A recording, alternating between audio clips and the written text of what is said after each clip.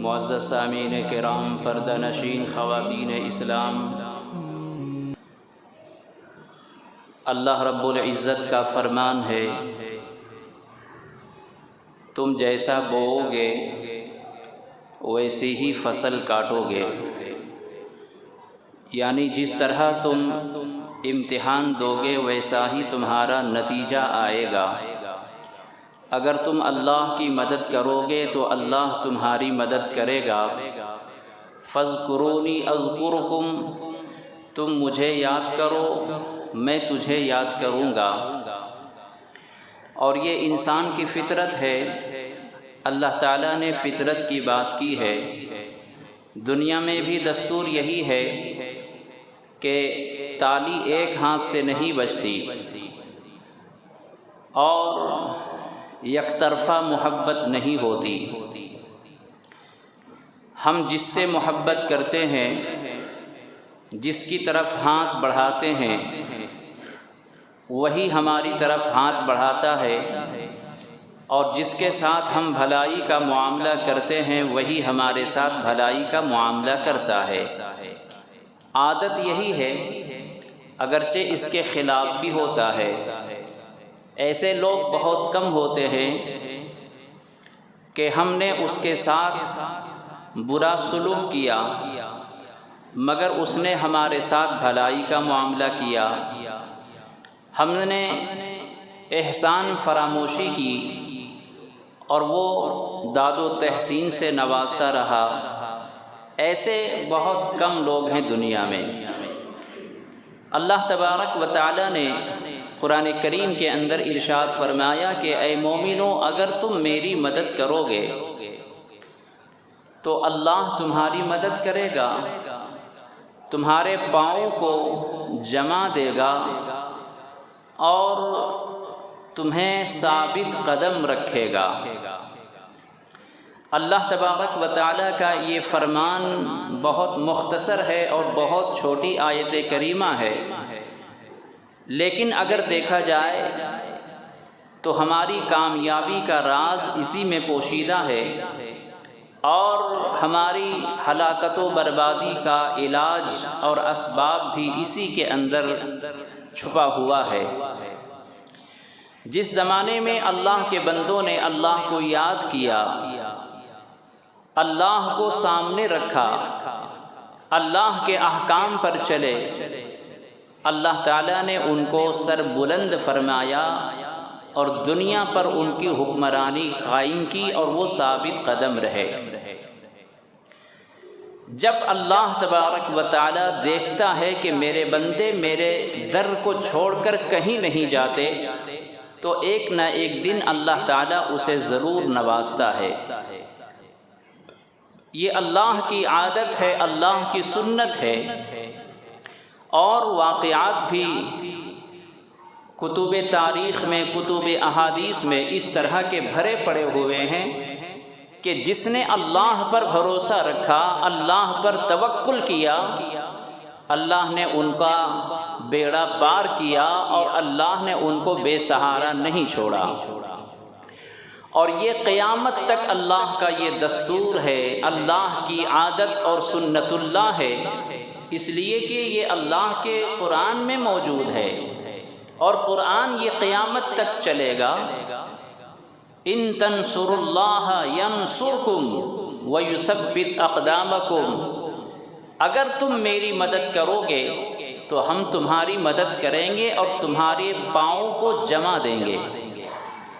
کسی بھی بڑی سے بڑی بلڈنگ ہو یا چھوٹی سے چھوٹی بلڈنگ ہو، اگر اس کی بنیاد مضبوط ہے تو وہ بلڈنگ قائم رہ سکتی ہے، اور جس کی بنیاد متزلزل ہو، کمزور ہو، مضبوطی نہ ہو تو وہ چھوٹی بلڈنگ ہو یا بڑی بلڈنگ ہو وہ کبھی بھی منہدم ہو سکتی ہے۔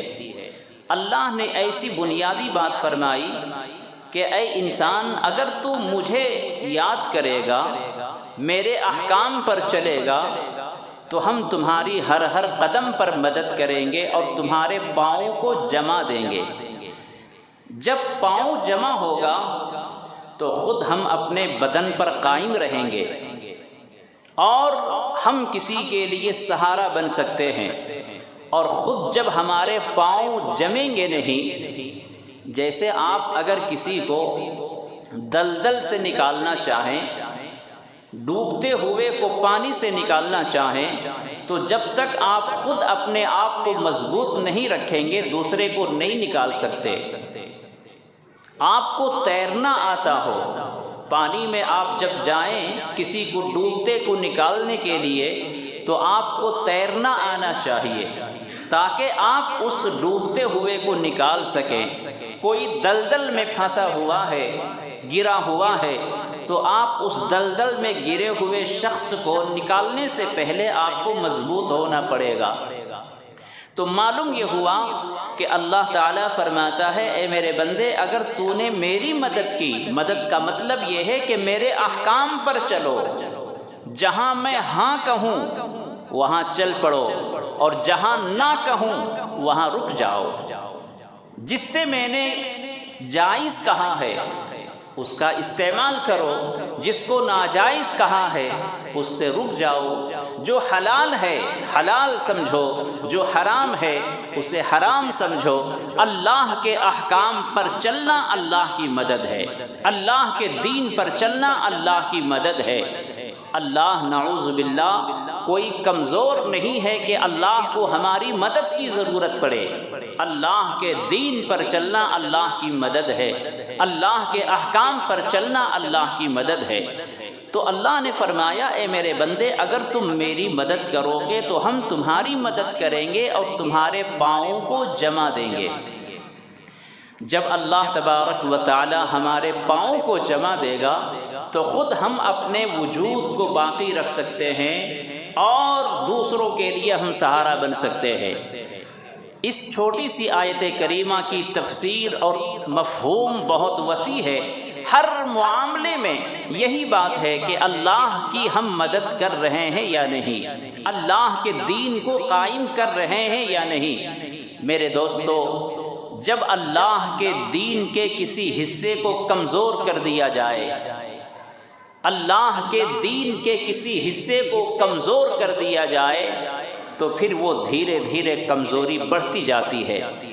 انسان اپنے اندر ذرا سی غفلت طاری کر لے، انسان اپنے اندر حلال و حرام کے اعتبار سے، جائز و ناجائز کے اعتبار سے ذرا بھی غفلت کرے گا تو آئندہ وہ بہت بڑی غفلت میں پڑ جائے گا۔ یہاں تک کہ انسان کے بارے میں فرمایا گیا کہ اگر وہ غفلت میں پڑا رہا تو کہیں ایسا نہ ہو ایک دن وہ اسلام سے خارج ہی ہو جائے۔ ذرا سی غفلت کی وجہ سے انسان شیطان کا لقمہ بن جاتا ہے، شیطان کا کھلونا بن جاتا ہے۔ جیسا کہ میں نے عرض کیا پچھلے جمعہ کہ جو انسان آداب سے غفلت کرے گا، جو چیزیں فرض واجب مستحب نہیں ہیں، صرف ادب ہے، اگر کسی بندے نے ادب سے غفلت کی، ادب پر عمل نہیں کیا تو آگے چل کر وہ مستحب سے غافل ہو جائے گا۔ اور اگر کوئی بندہ مستحب سے غافل ہو جائے، مستحب پر عمل نہ کرے، تو ہو سکتا ہے آگے چل کر وہ سنت سے غافل ہو جائے، اور جو بندہ سنت سے غافل ہوگا، سنت پر عمل نہیں کرے گا، ہو سکتا ہے وہ آگے چل کر واجب کو چھوڑنے لگے، اور جو بندہ واجب کو چھوڑے گا ہو سکتا ہے آگے چل کر وہ فرض کو چھوڑنے لگے، اور جو بندہ فرض کو چھوڑے گا اللہ کی نظر سے گر جائے گا، شیطان کا لقمہ اور کھلونا بن جائے گا۔ تو غفلت ذرا سی ہوتی ہے، شیطان اس کو اپنا لقمہ بنا لیتا ہے، شیطان اسے اپنا کھلونا بنا لیتا ہے، اور شیطان کے اشارے پر وہ ناچتا ہے۔ اس لیے میرے دوستو، اللہ کے رسول صلی اللہ علیہ وسلم نے فرمایا کہ شیطان ہر انسان کے طاق میں لگا ہوا ہے، ہر انسان کے پیچھے شیطان لگا ہوا ہے۔ اگر انسان بیدار ہے، اللہ کے ذکر میں لگا ہوا ہے، اللہ کی یاد میں لگا ہوا ہے، تو اس شیطان کو اس کو بہکانے کی ہمت نہیں ہوتی۔ اس انسان کے قریب آنے کی ہمت نہیں ہوتی۔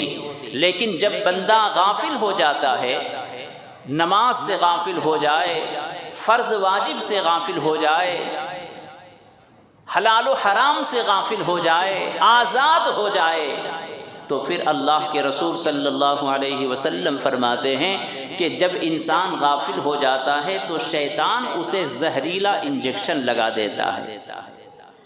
غفلت میں انسان شیطان کا لقمہ بنتا ہے، اور جو بیدار ہوتا ہے، اللہ کے ذکر میں لگا ہوتا ہے۔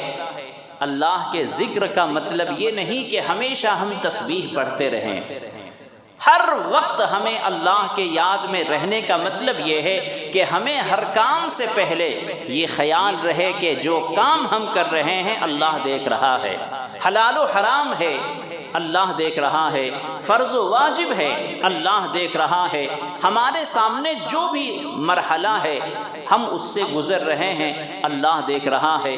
تو اللہ کے دیکھنے کا استحضار ہونا اور بندہ ان چیزوں کی رعایت کرتے ہوئے گزر جانا، یہی اللہ کا یاد کرنا ہے، اللہ کا ذکر کرنا ہے۔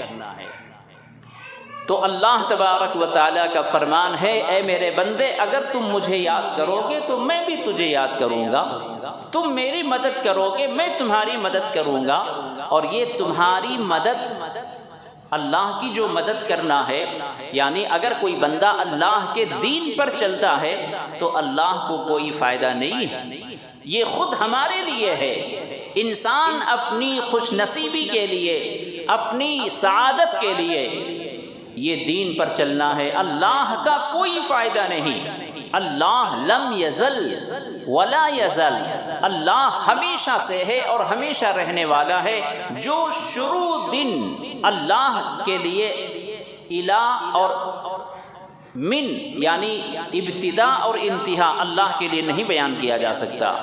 ابتدا مطلب اسٹارٹنگ اور انتہا اینڈ، اللہ کے لیے اسٹارٹ اور اینڈ نہیں ہے، اللہ ہمیشہ سے ہے اور ہمیشہ رہے گا۔ تو اللہ کی جو شان ہے شروع سے آخر تک ہمیشہ سے ایک ہی حالت ہے۔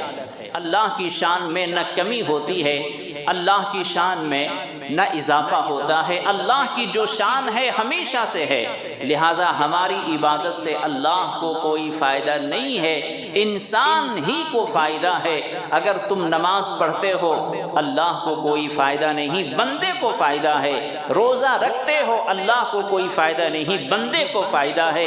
اسی طرح صدقات سے، زکوٰۃ سے، خیرات سے جو بھی عبادتیں بندے کرتے ہیں اللہ کو کوئی فائدہ نہیں، بندے کو اس کا فائدہ ہوتا ہے۔ تو اللہ کا یہ فرمان کہ اے بندے اگر تم میری مدد کرو گے تو میری مدد سے، ہماری مدد سے اللہ کو کوئی فائدہ نہیں، خود بندے کو فائدہ ہے۔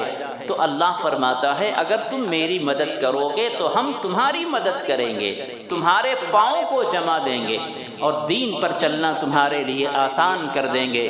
میرے دوستو، عرض یہ کرنا ہے، اللہ کے رسول صلی اللہ علیہ وسلم کا یہ دین اور یہ دین حنیف، یہ بڑی مذہب، آفاقی مذہب ہے، اور خوش نصیبوں کو یہ مذہب ملا ہے۔ اللہ کے رسول صلی اللہ علیہ وسلم نے اس دین کی خاطر کتنی قربانیاں اٹھائیں، امت مسلمہ کے لیے اللہ کے رسول صلی اللہ علیہ وسلم نے کیا کیا پیغامات دیے۔ انسان جس حالت میں بھی ہو دین پر چلنا اس کے لیے آسان بنا دیا ہے، اور مرحلہ وار جس نتیجے پر آپ ہوں، جس مقام پر آپ ہوں، دین پر چلنا آسان کر دیا ہے۔ اللہ کے رسول صلی اللہ علیہ وسلم کا فرمان ہے کہ پچھلی امتوں کے مقابلے میں میری امت کو یہ خصوصیت دی گئی ہے کہ پوری دنیا کی زمین کو میری امت کے لیے مسجد بنا دی گئی ہے۔ جہاں تمہیں موقع مل جائے نماز پڑھ سکتے ہو، جہاں تمہیں موقع مل جائے روزہ رکھ سکتے ہو، جہاں تمہیں موقع مل جائے جو عبادتیں کر سکتے ہو، اجازت ہے۔ پچھلی امتوں کو یہ چھوٹ نہیں تھی، امت محمدیہ کو یہ چھوٹ دی گئی ہے تاکہ میری امت دین سے غافل نہ رہے، اللہ کے ذکر سے غافل نہ رہے اور عبادت اس کی ترک نہ ہونے پائے۔ میرے دوستو، جتنی سہولتیں اس امت محمدیہ کو دی گئی ہیں اتنی چھوٹ پچھلی امتوں کو نہیں تھی۔ اس امت کو یہ چھوٹ دی گئی ہے، لیکن اس چھوٹ کا نتیجہ یہ ہوا، اس سہولت کا نتیجہ یہ ہوا کہ ہم غفلت کی زندگی گزار رہے ہیں، غفلت کی زندگی گزار رہے ہیں۔ صحابہ کرام کی تاریخوں کو یاد کریں، صحابہ کرام کی قربانیوں کو یاد کریں، کیسی ان کی زندگی تھی؟ کیا ان کے بال بچے نہیں تھے؟ کیا ان کے کاروبار نہیں تھے؟ ساری چیزیں جو آج ہمارے لیے ہیں اس زمانے میں بھی تھیں، لیکن اللہ کے رسول صلی اللہ علیہ وسلم کو کہنا پڑتا تھا کہ علیک عینک حق، علیک عینک حق، اے میرے صحابی، آپ کی آنکھ کا بھی آپ کے اوپر حق ہے، آپ کے بدن کا بھی آپ کے اوپر حق ہے۔ جب اللہ کے رسول صلی اللہ علیہ وسلم نے دیکھا کہ صحابہ کرام میں بعض پوری رات عبادت کر رہے ہیں، پوری رات جاگ رہے ہیں، تو اللہ کے رسول فرمایا کرتے تھے کہ اے میرے صحابی، تمہاری آنکھ کا تمہارے اوپر حق ہے، لہٰذا تم آرام کرو، اپنی آنکھوں کو آرام دو، اپنے بدنوں کو آرام دو۔ یعنی ایسی عبادت کیا کرتے تھے کہ اللہ کے رسول ان کو منع فرماتے تھے۔ تراویح کے تعلق سے آپ نے سنا ہے کہ حضور صلی اللہ علیہ وسلم نے تراویح کی نماز ایک مرتبہ پڑھی تو صحابہ کرام پیچھے جماعتیں بنا لینے لگے۔ دوسرے دن آپ نے دیکھی پھر صحابہ کرام جماعت بنانے لگے، بڑی تعداد میں لوگ جمع ہونے لگے، تو آپ نے تیسرے دن نماز جماعت اپنی چھوڑ دی۔ دوسرے دن تیسرے دن صحابہ کرام نے پوچھا، اے اللہ کے رسول، آپ نے ایک دن دو دن نماز پڑھی، تیسرے دن آپ نے کیوں چھوڑ دی؟ تو حضور نے فرمایا کہ میں تمہارے شوق کو دیکھ کر، مجھے یہ اندیشہ ہونے لگا کہ کہیں تمہارے شوق اور رغبت کو دیکھ کر اللہ تعالیٰ اسے بھی فرض نہ فرما دے۔ صحابہ کرام کا یہ شوق تھا عبادت کے اندر کہ اندیشہ ہوتا تھا کہ کہیں اللہ تعالیٰ اس تراویح کی عبادت کو فرض قرار نہ دے دے۔ تو میرے دوستو، صحابہ کرام کے بھی بیوی بچے تھے، کاروبار تھے، لیکن وہ اللہ کے لیے اس قدر والہانہ انداز میں ہمیشہ تیار ہوتے تھے، رات رات بھر نمازیں پڑھا کرتے، رات رات بھر اللہ کے سامنے گڑ گڑایا کرتے۔ اللہ تبارک و تعالی نے ان کی ویسی ہی مدد کی۔ 313 صحابہ 1000 لشکروں پر بھاری ہوئے، پیٹ پر پتھر باندھ کر بھی ان شہزادوں کو اور تیر و تلوار سے لیس لشکروں کو شکست فاش دی۔ یہ کون تھے؟ صحابہ کرام تھے، جن کی تعداد بہت کم تھی، طاقت کے اعتبار سے، مال و دولت کے اعتبار سے کوئی ان کی حیثیت نہ تھی، لیکن اللہ پر ایمان تھا، اللہ پر یقین تھا، توکل تھا۔ اللہ تعالیٰ نے ان کو دنیا میں فرشتوں کے ذریعے سے ان کی مدد اور نصرت فرمائی۔ میرے دوستو، آج ہم طاقت کے اعتبار سے، مال و دولت کے اعتبار سے بھرپور ہیں، لیس ہیں۔ آج سے 20-25 سال پچھلے زمانے کو یاد کریں، ہر آدمی طاقت کے اعتبار سے، قوت کے اعتبار سے، مال و دولت کے اعتبار سے بڑا ہوا ہے۔ جھوپڑی میں رہنے والا کچے مکان میں آ گیا، کچے مکان میں رہنے والا پکے مکان میں آ گیا، بھاڑے کے مکان میں رہنے والا خاص مکان میں آ گیا۔ دولت میں کمی نہیں ہے، لیکن آپ دیکھیں کہ ایمان کے اعتبار سے ہمارے اندر کتنی جان پیدا ہوئی۔ ایمان کا موازنہ کریں، یہ دولت، یہ طاقت، یہ عارضی چیزیں ہیں۔ یہ دولت آج ہمارے پاس ہے، کل کسی کے پاس ہوگی۔ یہ طاقت آج ہمارے پاس ہے، کل یہ طاقت چھن جائے گی۔ کل ہم لاٹھی کے سہارے چلنے پر مجبور ہو جائیں گے۔ آج یہ ہاتھ، قوت بازو، اور یہ قدم اور یہ قوت گویائی ایک دن چھن جائے گی، ہم دوسرے کے سہارے ہو جائیں گے۔ لیکن میرے دوستو، جو ایمان کی دولت ہے، اس ایمان کی دولت کو کبھی کمزوری نہیں ہے، کبھی فنا نہیں ہے۔ قیامت تک اور قیامت کے بعد جنت تک یہ دولت چلنے والی ہے، اس کی ہمیں فکر کرنی چاہیے، اس کا ہمیں استحضار ہونا چاہیے، اور اس کے لیے ہمیں موازنہ کرنا چاہیے کہ ہمارے پاس ایمان کتنا ہے۔ تو عرض یہ کر رہا تھا، صحابہ کرام رضوان اللہ علیہم اجمعین بھی بیوی بال بچے والے تھے، کاروبار ان کے پاس بھی تھے، لیکن جب اللہ کے منادی اللہ اکبر کی صدائیں لگانے لگتے تھے، وہ اپنی دکانیں بند کر دیتے تھے، بلکہ دکانیں کھلی چھوڑ کر وہ اللہ کے دربار میں چل پڑتے تھے۔ آج میرے دوستو کیا ہمارا ایمان ہے، کیا ہمارا جذبہ ہے؟ اللہ کے منادی اذان دیتے رہیں اور ہم اپنے گپ شپ میں پڑے رہیں، لہو و لعب میں پڑے رہیں، دکانوں میں بیٹھے رہیں، اپنے گھروں میں بیٹھے رہیں، یہ ہماری ایمانی کمزوری ہے، یہ ہماری بے غیرتی ہے، اور ہم اللہ سے بڑی بڑی امیدیں لگائے رکھتے ہیں، اللہ سے بڑی بڑی امیدیں اور اللہ سے بڑی بڑی تمنائیں کیے رہتے ہیں۔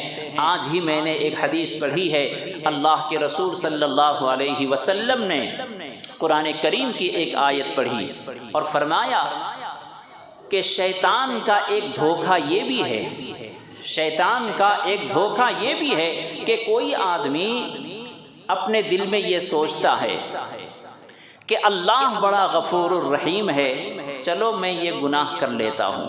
یہ بھی ایک بہت بڑا دھوکہ ہے کہ کوئی اللہ کی مغفرت کے بھروسے پر گناہ کرتا ہے، یہ بھی ایک شیطان کا دھوکہ ہے کہ کوئی یہ کہتا ہے کہ اللہ معاف کرنے والا ہے، اللہ معاف کرنے والا ہے، اور یہ کہہ کر وہ گناہ کرتا ہے۔ یہ شیطان کا ایک دھوکہ ہے۔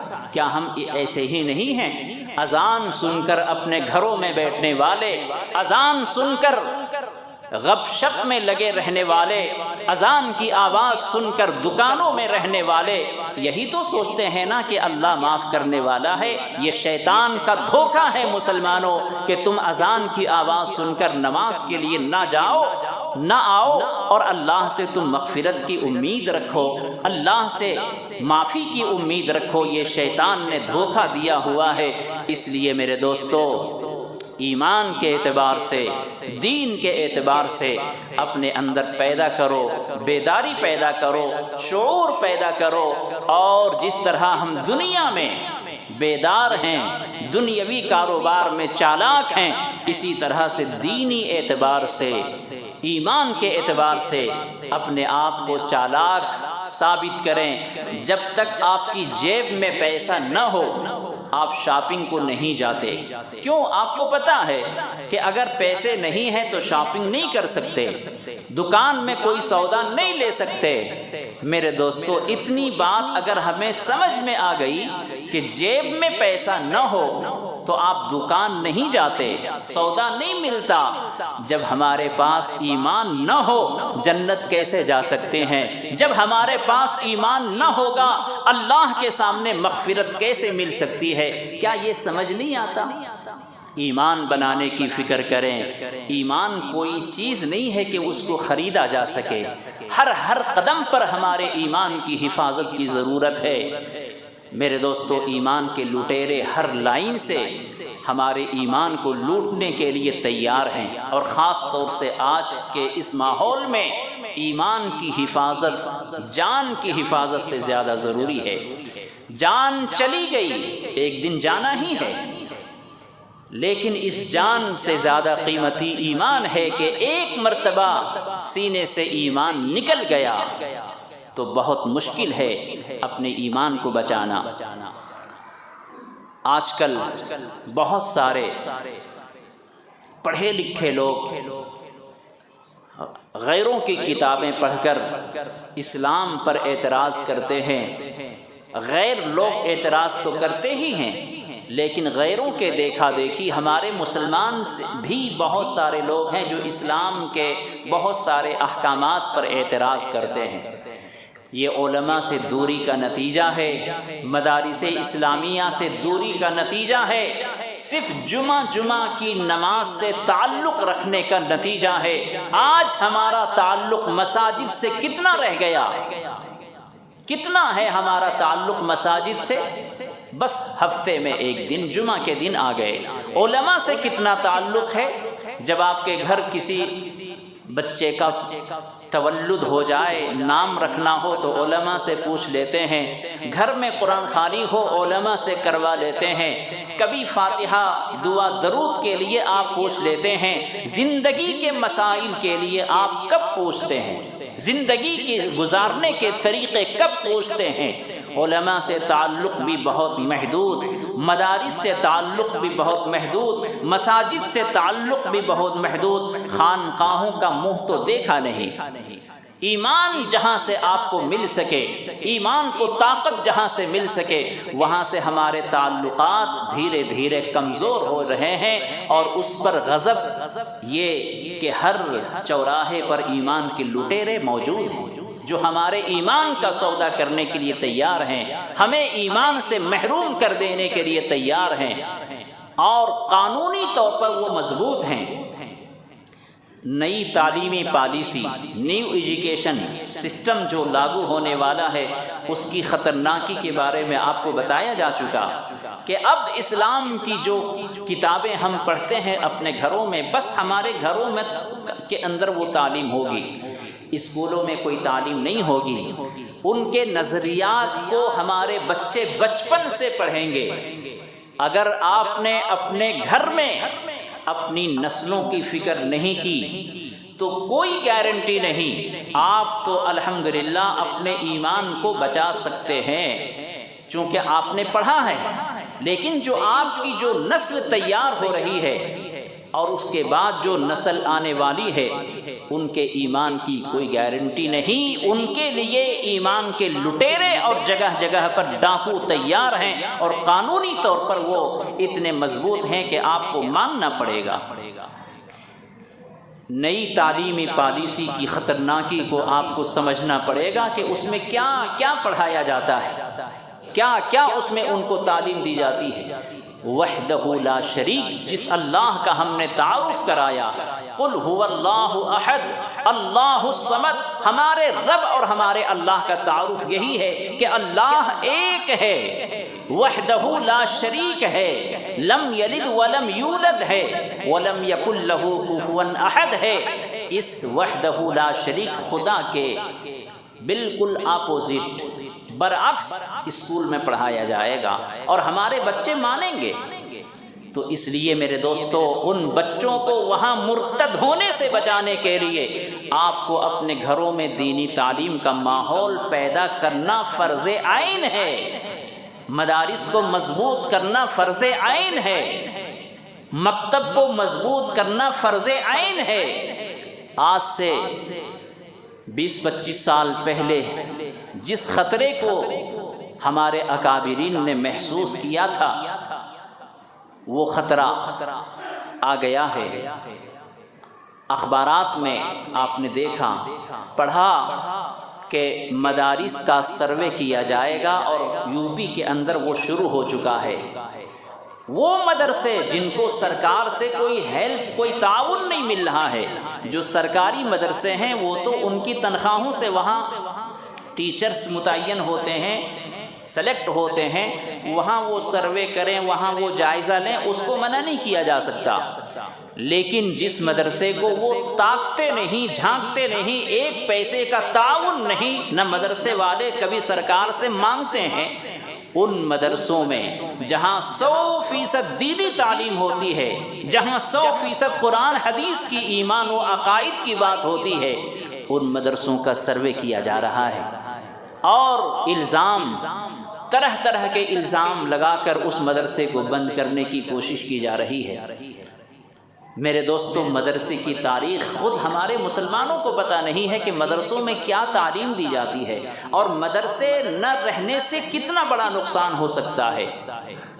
اندلس کی تاریخ کو یاد کریں، جہاں کتنی بڑی بڑی لائبریریاں تھیں، کتنے بڑے بڑے کتب خانے تھے، کتنے بڑے بڑے مدرسے تھے، لیکن آج اسلام کی ایک نشانی موجود نہیں، کوئی کتب خانہ نہیں، کوئی مسجد نہیں، کوئی مدرسہ نہیں۔ کتنے سالوں تک اسلامی حکومت چلنے کے باوجود، ہزاروں مسجدیں مدرسوں ہونے کے باوجود آج ایک مدرسہ نہیں، ایک مسجد نہیں، ایک مسلمان نہیں۔ وہ خطرناک سازش اور پالیسی ہمارے اس ملک میں بھی رچی جا رہی ہے، اور سب سے پہلے جو اندلس میں کیا گیا تھا، اتنی بڑی جو بربادی آئی کہ آج ایک مدرسہ نہیں، مسجد نہیں، مسلمان نہیں، کتب خانے نہیں، لائبریری نہیں، یہ اچانک نہیں ہوا، پلاننگ کے ساتھ کیا گیا۔ جو اندلس میں طریقہ اختیار کیا گیا، جس طریقے سے وہاں سب کا صفایا کیا گیا، وہی طریقہ اس ملک میں بھی اپنایا جا رہا ہے۔ اندلس میں سب سے پہلے کیا کیا گیا؟ بتایا گیا ہے، کتابوں میں لکھا ہے کہ اندلس میں سب سے پہلے علماء کا عوام سے رابطہ کاٹ دیا گیا۔ عوام کے دلوں میں علماء کے تعلق سے طرح طرح کی باتیں ڈال دی گئیں، بدگمانی پیدا کر دی گئی، بدزنی پیدا کر دی گئی، غلط فہمی پیدا کر دی گئی۔ عام مسلمانوں کے دلوں سے علماء کی محبت ختم، رابطہ ختم، غلط فہمی پیدا ہو گئی۔ دھیرے دھیرے علماء بھی بیزار ہو کر، پریشان ہو کر، وہ بھی اپنی موت مر گئے، سرکار کے نشانے پر آ گئے، اور اب حالت یہ ہے کہ پورے اندلس میں ایک بھی مدرسہ نہیں، ایک بھی مسجد نہیں، ایک بھی مسلمان نہیں۔ یہی آج ہمارے ملک میں ہو رہا ہے۔ سب طرح سے دیکھا، مسلمانوں کو پریشان کر کے، قتل عام کر کے، مسلمانوں کی کاروبار کو، دکانوں کو، مکانوں کو تہس نہس کر کے، پھر بھی مسلمان کھڑا ہے، پھر بھی مسلمان ہزاروں لاکھوں کا چندہ دینے کے لیے تیار ہے، کروڑوں کا خرچ کر کے مسجدیں تعمیر کرنے کے لیے مسلمان تیار ہے، امداد کے لیے، بے سہاروں کے لیے مدد دینے کے لیے مسلمان تیار ہے۔ اپنے خرچے سے کروڑوں کے بجٹ والے مدرسے کو چلانے کے لیے مسلمان تیار ہے۔ جب حکومت نے دیکھا کہ عوام میں بہت بیداری ہے، عوام کو نہیں مار سکتے، اب کیا کرنا چاہیے، تو اب دیکھا اندلس میں کیا کیا گیا تھا، وہی طریقہ سیم ہندوستان کے اندر اپنایا جا رہا ہے۔ وہاں پہلے مدرسے کو ٹارگٹ کیا گیا، علماء کو ٹارگٹ کیا گیا، وہی طریقہ سیم ہمارے ملک میں ہے۔ اس لیے مسلمانوں، مدرسوں کو بچا لو، مدرسوں کو برباد نہ ہونے دو، اور مدرسے کے چلانے والے جو علماء ہیں ان سے تعلق کو اور پہلے سے زیادہ مضبوط کرو۔ یہ علماء تمہاری نسلوں کی حفاظت کرنے والے ہیں، تمہاری نسلوں کی ایمان و یقین کی حفاظت کرنے والے ہیں، تمہارے سینوں میں ایمان کی حفاظت کرنے والے ہیں، تمہارے اندر ایمان کی قوت پیدا کرنے والے ہیں۔ اس لیے اپنے تعلقات کو مدرسوں سے، مسجدوں سے پہلے سے زیادہ کر لو۔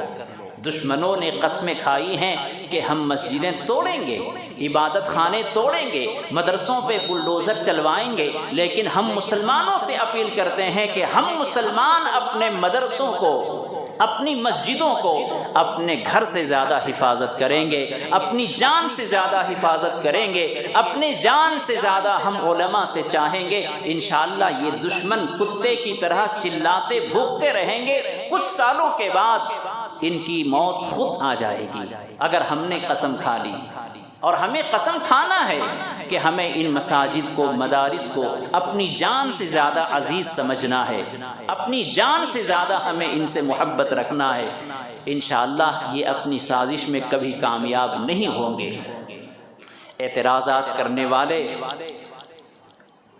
جب ہندوستان تقسیم نہیں ہوا تھا اس زمانے کا واقعہ ہے، پنڈت دیانند سرسوتی، ایک پنڈت، جب ہندوستان تقسیم نہیں ہوا تھا اس زمانے کا یہ پنڈت ہے، اس نے قرآن کریم کی ایک آیت پر اعتراض کیا تھا، فَبِأَيِّ آلَاءِ رَبِّكُمَا تُكَذِّبَانِ۔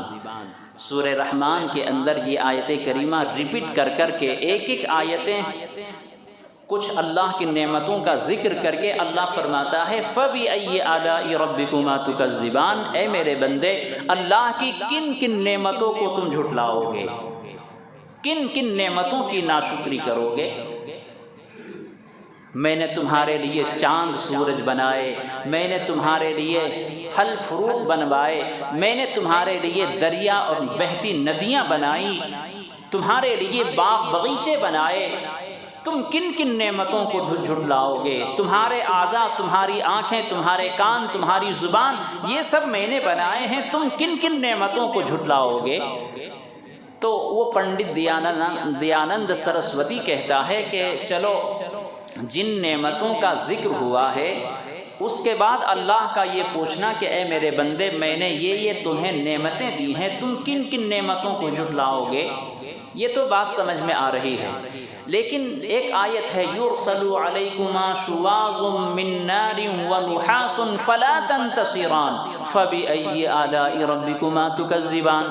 اللہ جہنم کا ذکر فرماتا ہے اس آیت کریمہ میں، اور اللہ فرماتا ہے کہ یرسل علیکما شواظ من نار، اس دن یعنی قیامت کے دن تمہارے لیے تمہارے اوپر آگ کے شعلے اور دھواں چھوڑا جائے گا اور تم ان کو ہٹا نہیں پاؤ گے۔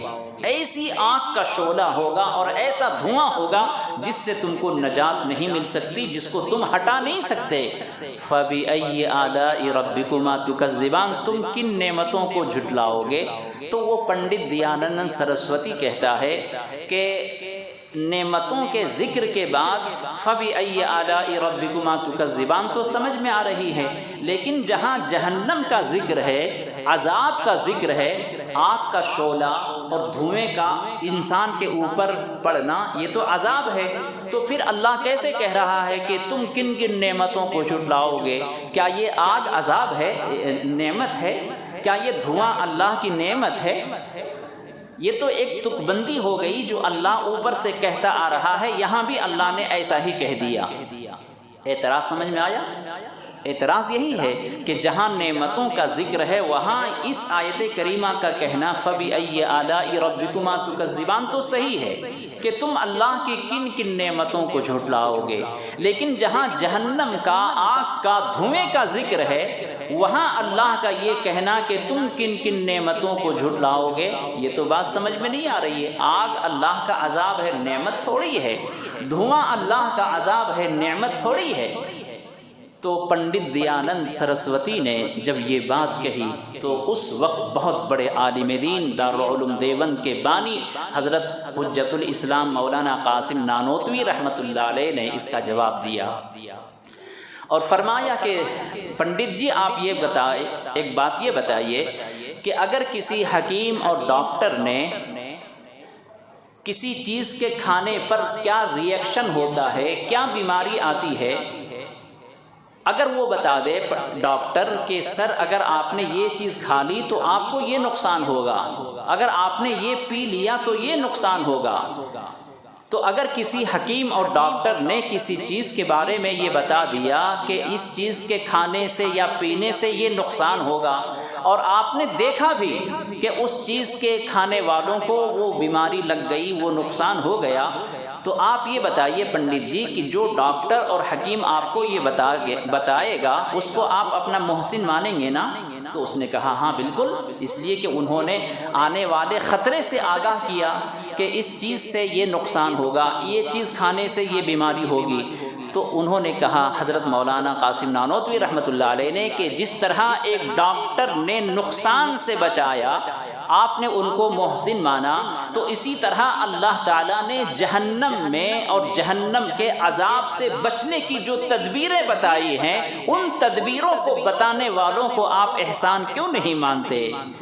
اب دیانند سرسوتی کو، پنڈت جی کو یہ بات سمجھ میں آ گئی کہ اللہ تعالیٰ نے جو فَبِأَيِّ آلَاءِ رَبِّكُمَا جو ہر آیت پر کہا ہے اور جہنم کے ذکر کے بعد یہ کہا ہے، تو یہ اسی کے لیے کہا ہے کہ اللہ نے جہنم اور جہنم کی چیزیں جو وہاں عذاب دیے جائیں گے اس کا ذکر فرما کر اس سے بچنے کی جو تدبیریں ہیں اللہ فرما رہا ہے کہ جب یہ چیزیں ایسی ہیں تو تم اللہ کی کن کن نعمتوں کو جھٹلاؤ گے۔ اس کے بعد ان کو سمجھ میں آیا۔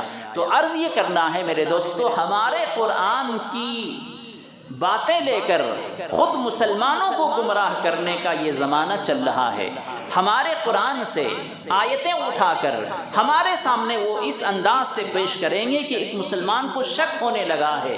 تو اس لیے میرے دوستو، ہمیں اپنے قرآن کی تعلیم کو مضبوطی کے ساتھ پڑھنا بھی ہے، سیکھنا بھی ہے، سمجھنا بھی ہے، ورنہ ایک عام انسان کیا سمجھتا ہے، اچھا ہمارے قرآن میں ایسا ہے کیا، پھر تو کریکٹ قرآن ہمارا غلط ہے، نعوذ باللہ۔ حضور صلی اللہ علیہ وسلم کی کسی سنت کو غلط معنی پہنا کر، غلط الفاظ سے غلط معنی پہنا کر ہمیں کنفیوز کر کے یہ کہا جائے گا کہ یہ تمہاری حدیث میں ہے۔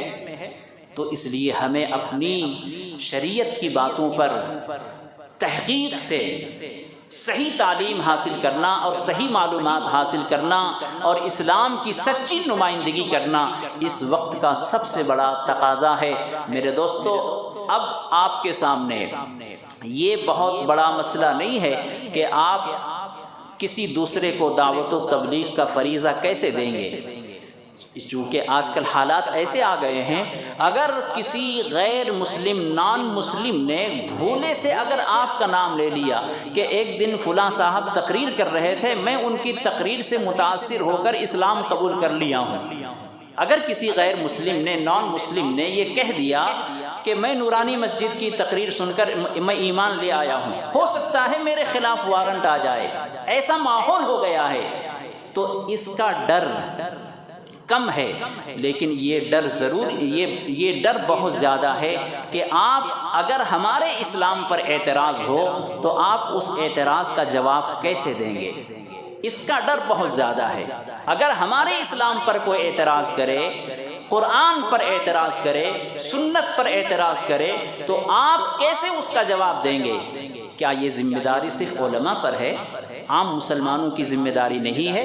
آپ جس اسلام کو فالو کرتے ہیں، جس نبی کو مانتے ہیں، جس اللہ، جس قرآن کو مانتے ہیں، اس کے بارے میں معلومات ہونا ضروری ہے۔